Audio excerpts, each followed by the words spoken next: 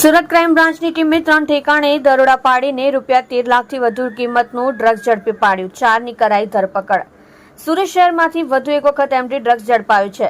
Surat crime બ્રાન્ચની ટીમે અલગ અલગ જગ્યાએ દરોડા પાડીને કુલ 4 આરોપીઓને ઝડપી પાડ્યા છે. પોલીસે 13 લાખથી વધુની કિંમતનું મેફેડ્રોન જપ્ત કર્યું છે અને અલગ અલગ પોલીસ મથકમાં 3 ગુનાઓ રજીસ્ટર કરીને આ મામલે કાયદેસરની કાર્યવાહી હાથ ધરી છે. સુરત ક્રાઇમ બ્રાન્ચની ટીમે રાંદેર રિષભ રસ્તાથી અડાજણ પાટિયા તરફ જતા ઇન્ડિયન ઓઇલ પેટ્રોલ પંપની પાસે વોચ ગોઠવી જાહેર રોડ પરથી ગત 2 જુલાઈ 2024ના રોજ આરોપી અશરફ અલી સૈયદ ને ઝડપી પાડ્યો હતો. પોલીસે તેની પાસેથી 2,53,500ની કિંમતનું 25.370 ગ્રામ મેફેડ્રોન ડ્રગ્સ જપ્ત કર્યું હતું. આ ઉપરાંત પોલીસે Rander Gorat causeway road SMC quarters ખાતે તેના રહેણાંક મકાનમાં પણ દરોડા પાડ્યા હતા, જ્યાંથી પણ પોલીસને મેફેડ્રોન ડ્રગ્સ મળી આવ્યું હતું. પોલીસે તેના ઘરમાંથી 73,900 રૂપિયાની કિંમતનું 7.390 ગ્રામ એમડી મેફેડ્રોન ડ્રગ્સ જપ્ત કર્યું હતું.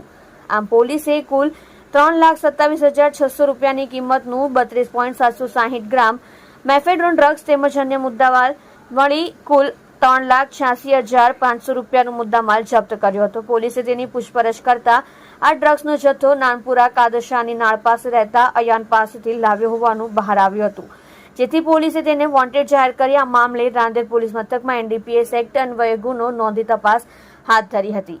આ દરમિયાન નાનપુરા કાદરશાહની નાળ પાસે નવા બનતા મેટ્રો સ્ટેશન પાસે શહેરમાંથી આરોપી અયાન ખાન આયુબ ખાન પઠાણ 20ને પણ સુરત ક્રાઇમ બ્રાન્ચની ટીમે ગણતરીના કલાકોમાં ઝડપી પાડ્યો હતો.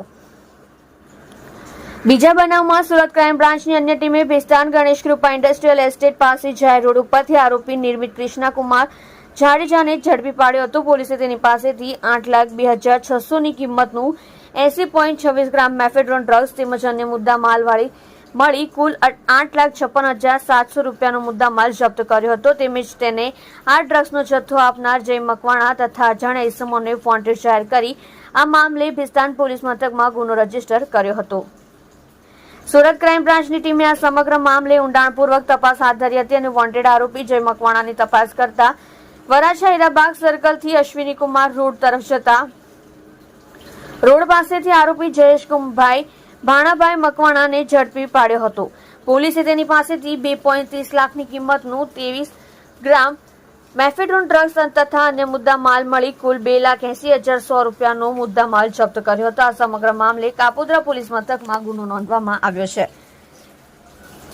આમ સુરત ક્રાઇમ બ્રાન્ચની ટીમે એક જ દિવસમાં અલગ અલગ 3 જગ્યાએ રેડ પાડીને કુલ 13,60,200ની કિંમતનું 136.2 ગ્રામ એમડી ડ્રગ્સ તથા અન્ય મુદ્દામાલ મળી કુલ 15,23,300નો મુદ્દામાલ જપ્ત કર્યો છે. આ સાથે 4 આરોપીઓની ધરપકડ કરી છે.